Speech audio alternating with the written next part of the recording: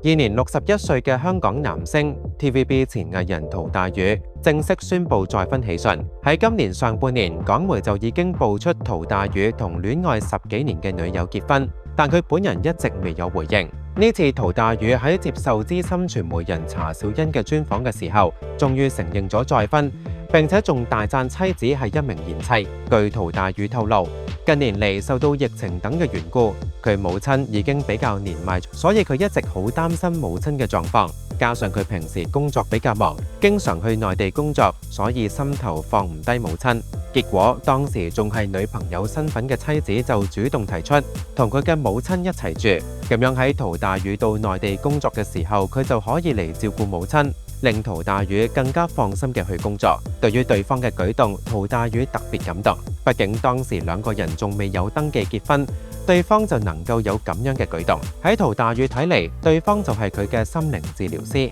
都加速咗兩人結婚嘅步伐。目前陶大宇同妻子以及母親同住，由於母親年齡大咗，所以聽力下降特別明顯。妻子同母親嘅關係相當和睦。陶大宇亦都感慨，要照顧年邁嘅母親其實並唔容易，最為重要嘅仲係學會放下，唔好對生活有太多嘅執着，咁樣先至能夠讓家人同生活變得更加輕鬆。呢啲年外界都知道陶大宇有一位圈外女友，但陶大宇從未曝光過女友嘅身份，顯得頗為神秘。冇諗到直接就被好友爆出咗再婚嘅消息。